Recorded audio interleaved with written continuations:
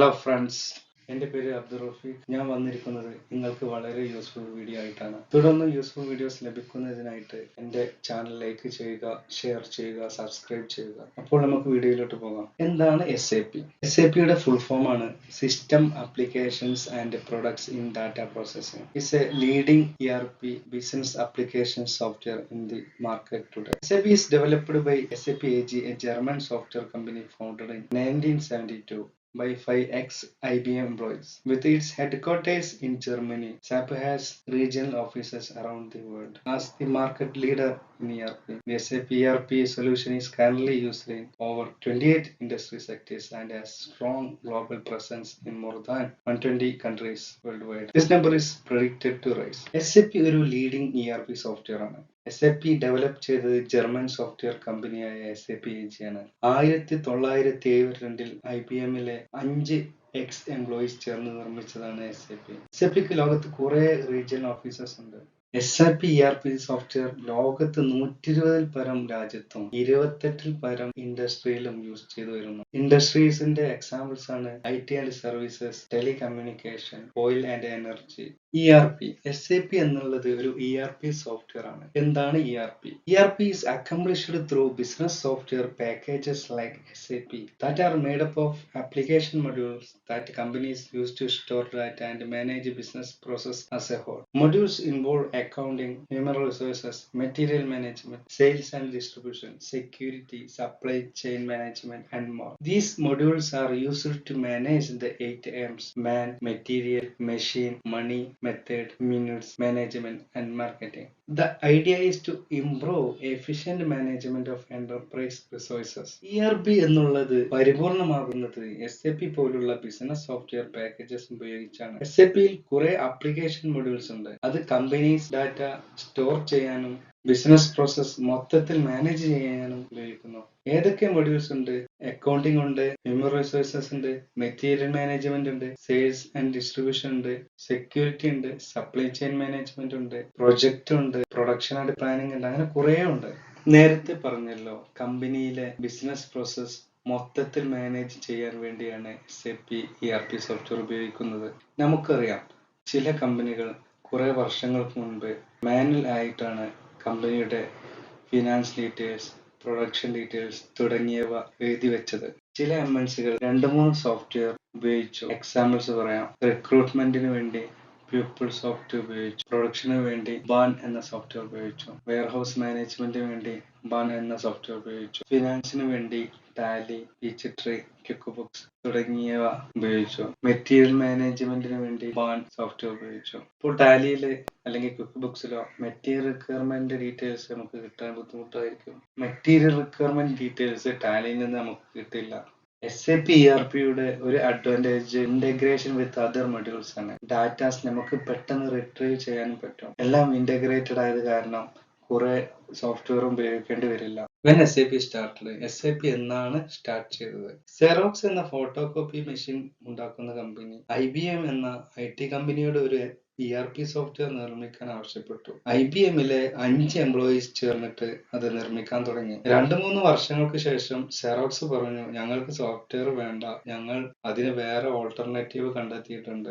അങ്ങനെ IBMലെ 5 എംപ്ലോയീസ് അത് സ്റ്റോപ്പ് ചെയ്യാതെ SAP നിർമ്മിക്കാൻ തുടങ്ങി. ആ 5 എംപ്ലോയീസും IBMൽ നിന്ന് റിസൈൻ ചെയ്തിട്ട് പുതിയ കമ്പനി സ്റ്റാർട്ട് ചെയ്തു. 1972 കമ്പനി സ്റ്റാർട്ട് ചെയ്തു. 1979 SAPയുടെ ഫസ്റ്റ് പ്രൊഡക്റ്റ് ഇറക്കി. 2005 SAP ECC ഇറക്കി. 2015 SAPയുടെ പുതിയ വേർഷനായ S/4HANA ഇറക്കി. Finance and controlling. ഫിനാൻസ് എന്ന് പറഞ്ഞാൽ എക്സ്റ്റേണൽ റിപ്പോർട്ടിംഗ്. എക്സ്റ്റേണൽ റിപ്പോർട്ടിംഗിനാണ് ഫിനാൻസ് യൂസ് ചെയ്യുന്നത്. ഇന്റേണൽ റിപ്പോർട്ടിന് കൺട്രോളിംഗ് യൂസ് ചെയ്യുന്നത്. The FI module consists of sub-modules including general ledger, accounts receivable, accounts payable, bank accounting, asset accounting, special purpose ledger, travel management, and so on. In SAP ERP, the control module is composed of the following sub-modules: cost element, cost center, internal order, activity based costing, product costing, profitability analysis, and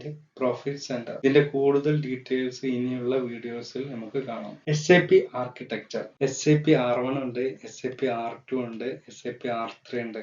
ഇപ്പോൾ നിലവിലുള്ളത് SAP R3 ആണ്. അത് SAP ECC എന്ന് അറിയപ്പെടുന്നു. അപ്പോൾ SAP ECC ആയിരിക്കും ഞാൻ പഠിപ്പിക്കുന്നത്. SAP R1 ആണ് ഫസ്റ്റ് വേർഷൻ SAPയുടെ. SAP R1ല് R1 എന്ന് പറയുന്ന പോലെ ഒരു സെർവർ ഉണ്ടായിരുന്നുള്ളൂ. അത് പ്രസന്റേഷനും ആപ്ലിക്കേഷനും ഡാറ്റാബേസ് ഒക്കെ ഒരു സെർവറിലായിരുന്നു. SAP R2 എന്ന് പറഞ്ഞാല് അതിന് R2 രണ്ട് സെർവർ ഉണ്ട്. സെർവർ 1ലാണ് പ്രസന്റേഷനും സെർവർ 2ലാണ് ആപ്ലിക്കേഷൻ പ്ലസ് ഡാറ്റാബേസ്. അതാണ് SAP R2. SAP R3 എന്ന് പറഞ്ഞു കഴിഞ്ഞാല് സെർവർ 1ല് പ്രസന്റേഷൻ, സെർവർ 2ല് ആപ്ലിക്കേഷൻ, സെർവർ 3ല് ഡാറ്റാബേസ്. അതായത് 3 സെർവർ ഉണ്ട്. ഇപ്പൊ ഡിഫറൻസ് മനസ്സിലായല്ലോ. R1ല് ഒരു സെർവർ ഉള്ളൂ, R2ല് രണ്ട് സെർവർ ഉണ്ടായിരുന്നു, R3ല് 3 സെർവർ ആണ്. ഇപ്പൊ നിലവിലുള്ളത് SAP R3 ആണ്. അത് തന്നെയാണ് SAP ECC എന്ന് അറിയപ്പെടുന്നത്. അപ്പൊ നമ്മൾ നേരത്തെ പറഞ്ഞല്ലോ, അതില് 3 R3 എന്ന് പറഞ്ഞല്ലോ, 3 സെർവർ, ഒന്ന് പ്രസന്റേഷൻ, ഒന്ന് ആപ്ലിക്കേഷൻ, ഒന്ന് ഡാറ്റാബേസ്.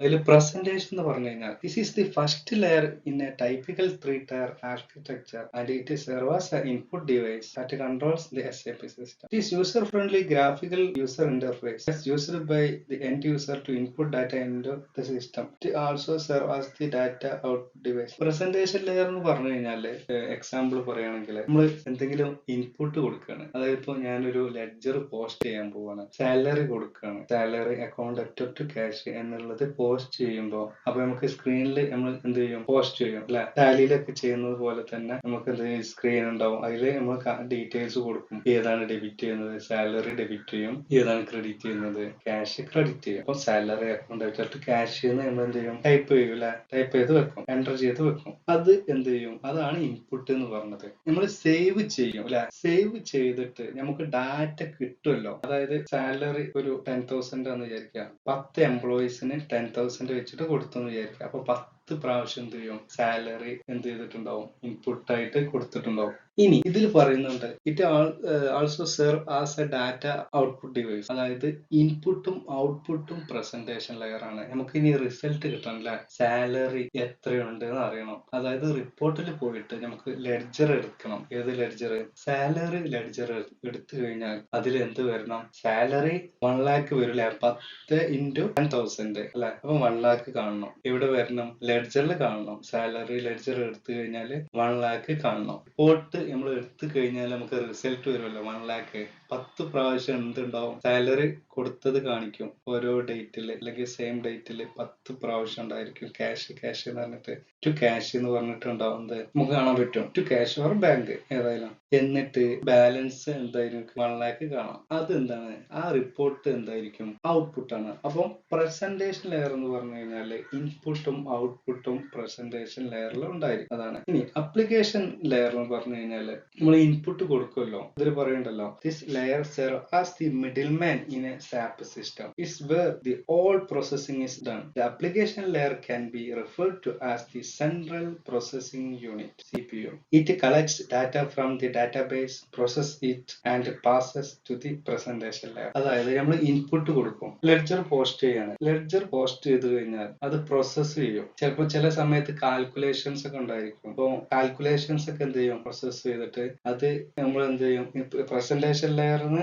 അത് നേരെ അപ്ലിക്കേഷൻ ലെയറിലോട്ടാണ് പോവുക. അപ്ലിക്കേഷൻ ലെയർ ആണ് എന്ത് ചെയ്യുക, വീണ്ടും ഔട്ട്പുട്ട് ആയിട്ട് പ്രസന്റേഷൻ ലെയറിലോട്ട് വിടുന്നത്. ക്ലിയർ ആയില്ല. ഇനി അടുത്ത് ഡാറ്റാബേസ്. ഡാറ്റാബേസ് എന്ന് പറഞ്ഞു കഴിഞ്ഞാൽ allows the datas to be stored, called up and modified. അതായത് നമ്മൾ കുറെ ഡാറ്റാസ് ഇൻപുട്ട് ആയിട്ട് കൊടുക്കും അല്ലെ. അതൊക്കെ എവിടെ സ്റ്റോർ ചെയ്യും, ഡാറ്റാബേസിൽ സ്റ്റോർ ചെയ്യും. നമ്മുടെ എല്ലാ ഡാറ്റാസ് എവിടെ ആയിരിക്കും സ്റ്റോർ ചെയ്യാം, ഡാറ്റാബേസിൽ സ്റ്റോർ ചെയ്യാം. അടുത്തത് യൂസേഴ്സ് ഇൻ SAP. SAPയിലെ മെയിൻ 2 യൂസേഴ്സ് ആണുള്ളത്. ഒന്ന് consultant, second one end users. Consultant എന്ന് പറഞ്ഞു കഴിഞ്ഞാല് ഒരു കമ്പനി, അതായത് എക്സാമ്പിൾ പറയുകയാണെങ്കിൽ ബിഗ് ബസാർ ഒരു IT കമ്പനിയോട് SAP സോഫ്റ്റ്വെയർ വേണമെന്ന് പറയുകയാണ്. IT കമ്പനി എന്ത് ചെയ്യും, അവർ അവരുടെ കൺസൾട്ടന്റുമാരോട് പറയും ബിഗ് ബസാർ ആവശ്യപ്പെട്ട പ്രകാരം SAP സോഫ്റ്റ്വെയർ കസ്റ്റമൈസ് ചെയ്ത് കൊടുക്കാൻ. അവരാണ് എന്ത്, കൺസൾട്ടന്റുമാര്. എൻഡ് യൂസർ എന്ന് പറഞ്ഞു കഴിഞ്ഞാല് കസ്റ്റമൈസ് ചെയ്ത് കൊടുത്ത സോഫ്റ്റ്വെയർ യൂസ് ചെയ്യുന്നവരാണ് എന്ത്, എൻഡ് യൂസേഴ്സ്. അവര് വർക്ക് ചെയ്യും. ഇപ്പൊ ബിഗ് ബസാറിൽ എക്സാമ്പിൾ പറയുകയാണെങ്കിൽ ബിഗ് ബസാർ ബാസാറിലെ അക്കൗണ്ടന്റ്. അവരത് എൻഡ് യൂസേഴ്സ് ആണ്. അവരത് അതിലായിരിക്കും ഇനിയുള്ള വർക്ക് ചെയ്യുക. What is SAP landscape? SAP software implement ചെയ്യുമ്പോൾ 3 സെർവറിലായിരിക്കും ചെയ്യുന്നത്. ഒന്നാമത്തെ സെർവറാണ് ഡെവലപ്മെന്റ്, രണ്ടാമത്തെ സെർവറാണ് ക്വാളിറ്റി, മൂന്നാമത്തെ സെർവറാണ് production. Development is where the consultant do the customization as per the company's requirement. കമ്പനിയുടെ റിക്വയർമെന്റിനനുസരിച്ച് കസ്റ്റമൈസ് ചെയ്യുന്ന സ്ഥലമാണ് എന്ത് ഡെവലപ്മെന്റ്. അതായത് ഒരു സെർവർ ഫസ്റ്റ് സ്റ്റേജ് ആണ്. ഡെവലപ്മെന്റ് കഴിഞ്ഞാൽ ക്വാളിറ്റി ആയിരിക്കും, അതായത് അടുത്ത സെർവർ. അവിടെ ഇവര് കൺസൾട്ടന്റുമാര് ചെയ്ത കാര്യങ്ങൾ കോർ ടീം മെമ്പേഴ്സ് എന്ത് ചെയ്യും, ചെക്ക് ചെയ്യും. ലീഡ് അതായത് മാനേജേഴ്സ് ഒക്കെ എന്ത് ചെയ്യും, കൺസൾട്ടന്റുമാര് ചെയ്തത് ടെസ്റ്റ് ചെയ്യും, ചെക്ക് ചെയ്യും. ഓക്കെ ആണോ, എന്തെങ്കിലും പ്രോബ്ലംസ് ഉണ്ടോ എങ്കിൽ എന്ത് ചെയ്യും, ഓക്കെ ആണെങ്കിൽ അവർ എന്ത് ചെയ്യും, തെറ്റുകൾ ഉണ്ടെങ്കിൽ തിരുത്തും. എന്തെങ്കിലും ചേഞ്ചസ് വരുത്താനുണ്ടെങ്കിൽ അവർ തിരുത്തിയിട്ട് അവർ പ്രൊഡക്ഷനിലോട്ട് മാറ്റും. പ്രൊഡക്ഷൻ എന്ന് പറഞ്ഞു കഴിഞ്ഞാൽ മെയിൻ സെർവർ, ലൈവ് സെർവർ, അതിലോട്ട് മാറ്റും. അവിടെ ആയിരിക്കും കമ്പനി വർക്ക് ചെയ്യുന്നത്. അതായത് നേരത്തെ പറഞ്ഞ എക്സാമ്പിൾ ബിഗ് ബസാർ പറഞ്ഞല്ലോ. ബിഗ് ബസാർ IT കമ്പനിയോട് പറയുമ്പോൾ അവര് ഫസ്റ്റ് ഡെവലപ്മെന്റിലായിരിക്കും അവരെല്ലാ കാര്യങ്ങളും ചെയ്യുക. കമ്പനി പറഞ്ഞതനുസരിച്ച് ചെയ്യും. അതിനുശേഷം ക്വാളിറ്റിയിലോട്ട് മാറ്റും. ക്വാളിറ്റിയിൽ ഓക്കെ ആണെങ്കിൽ, എല്ലാം റെഡി ആണെങ്കിൽ പ്രൊഡക്ഷനിലോട്ട് മാറ്റും. ബിഗ് ബസാറിന്റെ ലൈവ് സെർവർ ആണ്. അവിടെ ആയിരിക്കും ബിഗ് ബസാറിലെ സ്റ്റാഫ്സ് വർക്ക് ചെയ്യുന്നത്. ഇനി SAP GUI, graphical user interface. SAP easy access ആണത്. ഇവിടെ T കോഡ്സ് എൻ്റർ ചെയ്യാൻ വേണം. SAP easy access, SAP implementation guide. അതായത് ഇവിടെ ആയിരിക്കും കൺസൾട്ടന്റുമാര് വർക്ക് ചെയ്യുന്നത്. ഇവിടെ പ്രോ എന്ന് പറഞ്ഞൊരു T കോഡ് കാണാം. T കോഡ് എന്ന് പറഞ്ഞു കഴിഞ്ഞാൽ ട്രാൻസാക്ഷൻ കോഡ്. ഇനി അടുത്ത വീഡിയോസിൽ ഇതിനെ കുറിച്ച് കൂടുതൽ പറയുന്നതായിരിക്കും.